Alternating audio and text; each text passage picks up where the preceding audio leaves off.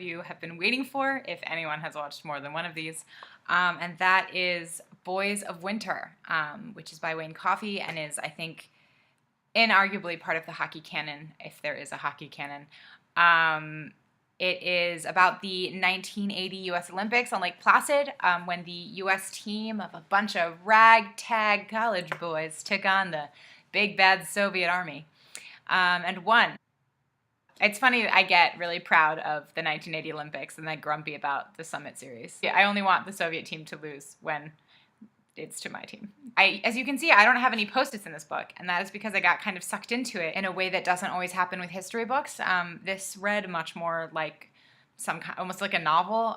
It's very focused, I think, on storytelling and on really building up the relationships of the boys on that team, and thinking about the way that team in particular really meant so much more to the country than maybe made sense in terms of when you look at what they were and who they were. You know, like I said, they were just kind of a bunch of ragtag kids, which obviously makes for a great narrative and makes for a great story and makes for an exciting hockey game, but I think have put them in this weird kind of pedestal.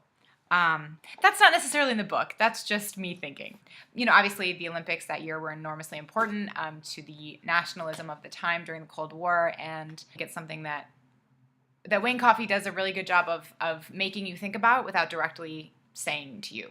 So it's a really good book. I really enjoyed it. I think you will all really enjoy it. And I'm going to read to you one of my favorite passages, which for really no reason other than I think it's very funny. Herb Brooks has kind of gone down in history as this, you know, tough guy coach. Everyone remembers the scene in the movie, if you've seen the movie Miracle, where he makes them skate till they vomit or whatever.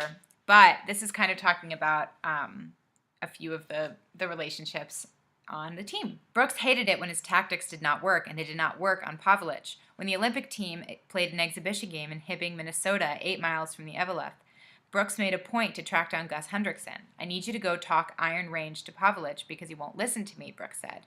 Hendrickson found Pavlich and told him that Brooks was upset and that he needed to start listening to him. "Oh, he's really getting mad. Oh. He says that if you don't start doing what he wants, you won't play hockey again in the world because he'll blackball you." "Oh. So what's going to happen?" "I don't know." Says Hendrickson, "It wasn't insubordination. He would never do anything intentionally to be a smartass. That's just the way he was." Before a road game against Michigan Tech, Minnesota Duluth coach Hendrickson stopped in a Houghton, Michigan diner for a cup of coffee, and there was Pavlich, his star center, eating a couple of pastries. Game time was about an hour and a half away. "What are you doing, Pav?" Hendrickson asked. "I'm eating." "Why?" "I'm hungry." "The game is in 90 minutes. "Okay," said Pavlich. He kept eating and had a hat trick that night. I just, guy after my own heart.